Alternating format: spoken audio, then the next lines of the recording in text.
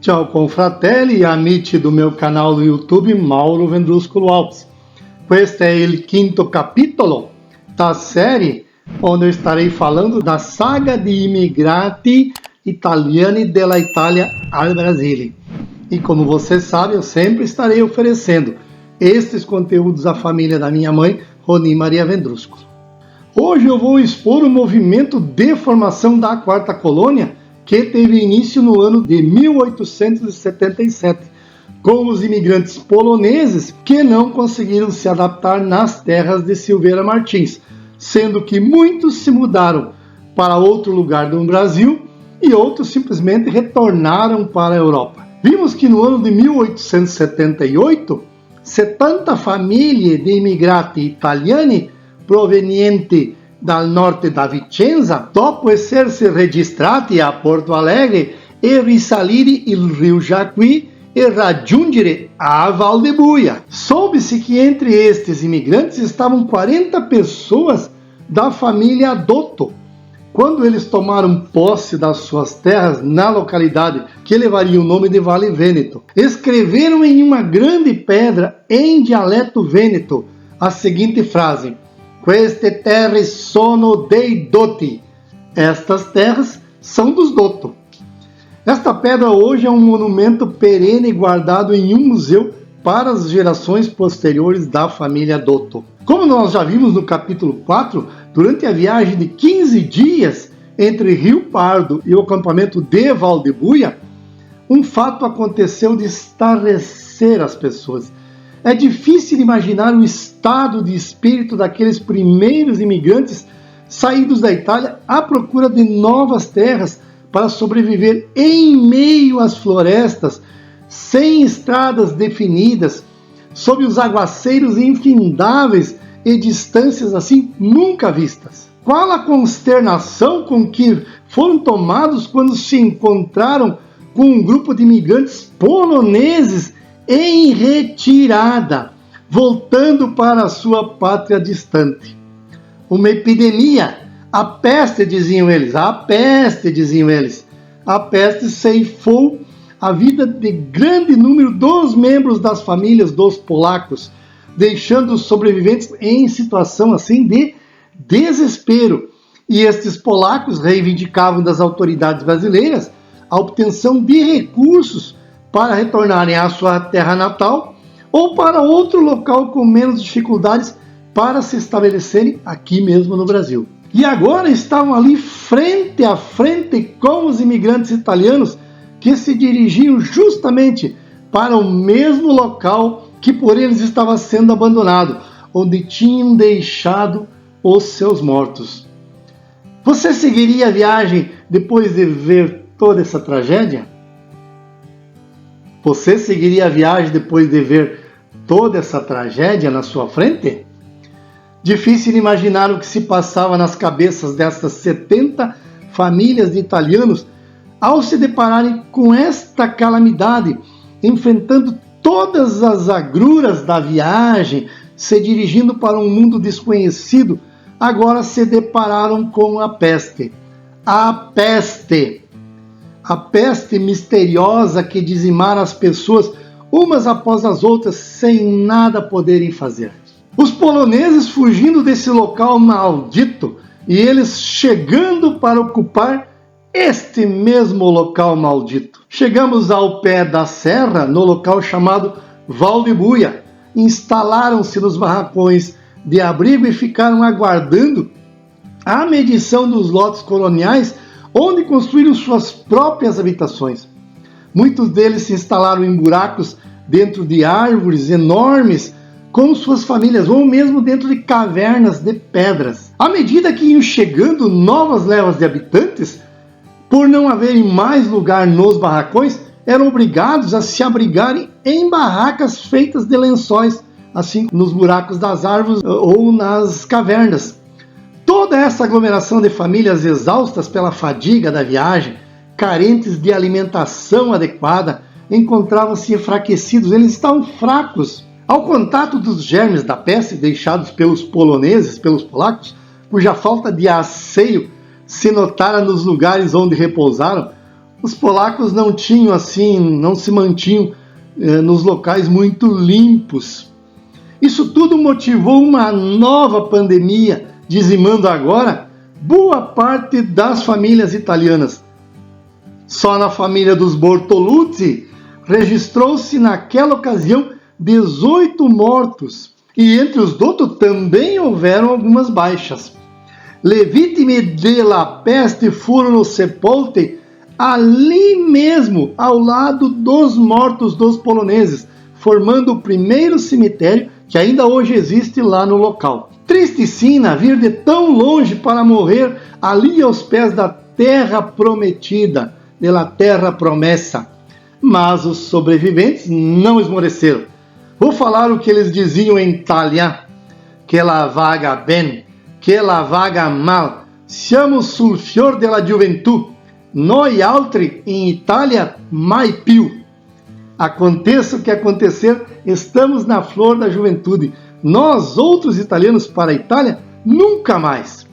Vamos falar do início de Geringonça, que é Novo Treviso, longe um dia a pé de Vale Vêneto, no meio da floresta, um núcleo de colonização estava sendo aberto, chamado Barracão, que nada mais era do que o alojamento que o governo mandara construir para os agrimensores e ajudantes que com eles trabalhavam nas medições das terras daquelas paragens, a medição das terras para os imigrantes italianos. Este núcleo, chamado de Barracão, também era chamado de Soturno, por causa do rio que por ali passava, o rio Soturno. Só muito mais tarde esse núcleo passou a chamar-se Nova Palma.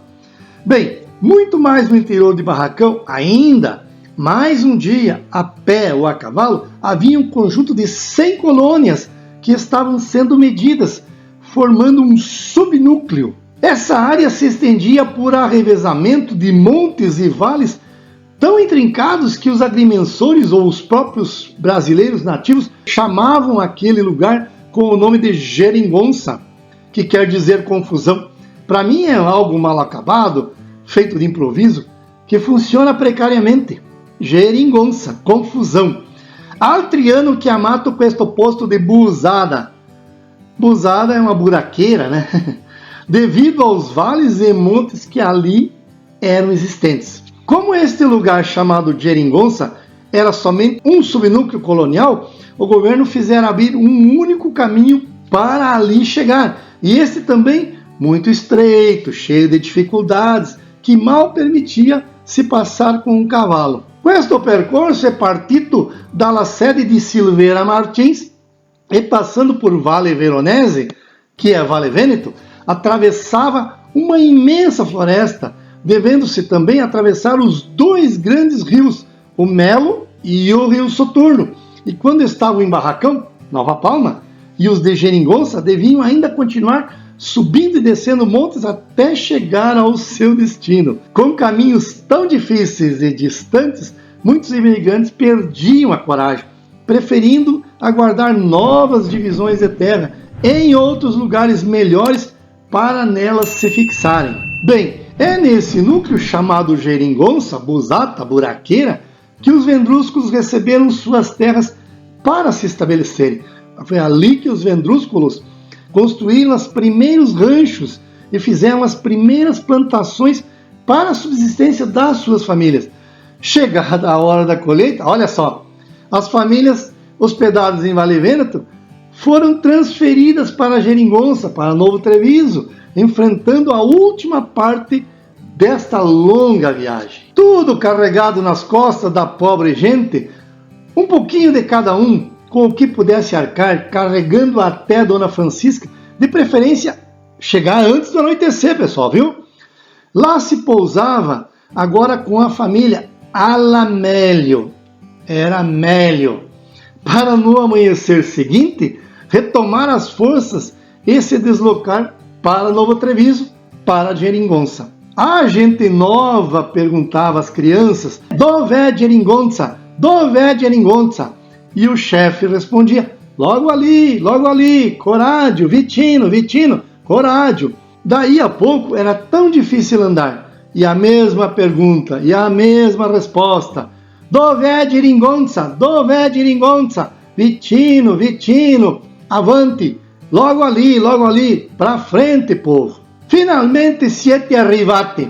No entanto, a gurizada não gostou do lugar por se verem ilhados numa mata selvagem. 3 anni dopo arrivano il Vendrúsculos. As famílias de Ângelo, Antônio e Luigi Vendrúsculo se esparramaram pelos vales e montes que em pouco tempo este lugar, chamado Geringonça, ficou conhecido pelo nome Busada dos Vendrúsculos. O meu avô nasceu ali. De tão numerosas que se transformaram as famílias. Pelo que foi dito até aqui, vocês podem perceber que a região escabrosa e hostil, esse subnúcleo, apelidado de Geringonça, mas foi ali que os Vendrúsculos de Udine, Pordenone, da Itália, vieram se meter, se enfurnar. Em que buraco, meu Deus! Em que confusão de vales e montes, Dio! E por cima uma floresta densa que dificultava ainda mais a abertura de picadas. Picadas são carreiros, né? Subindo montes, descendo vales, únicos caminhos para se movimentar de um lugar para outro. No entanto, esses lugares ficaram transformados. Nas mãos dos italianos, ficaram transformados. Temos uma fala de um italiano que diz: mas depois da colonização, aqueles fortes italianos souberam embelezar esses escabrosos lugares, transformando-os em agricultura que floresce, cujo solo naqueles primeiros tempos de desmatamento era fortíssimo. Muito bem, eu continuo a rendere omaggio ao meu bisnono Carlo Vendrúsculo e à minha bisavó Maria Soldeira e meu avô Adelino Vendrúsculo, que me deixaram exemplos a serem seguidos de muita coragem e muita luta pelos seus ideais.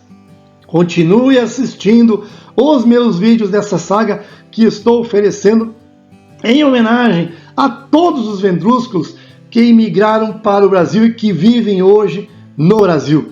Por favor, se inscreva no meu canal e me ajude a continuar as minhas pesquisas para refazer a memória dos nossos antepassados, de nostri antenati, desde a Itália até a nossa grande nação brasileira. Dio infatti ha tanto amato il mondo da dare il suo figlio unigenito, perché chiunque crede in lui non muoia, mas abbia la vita eterna. Dio non ha mandato il figlio nel mondo per giudicare il mondo, ma perché il mondo si salvi mezzo di lui.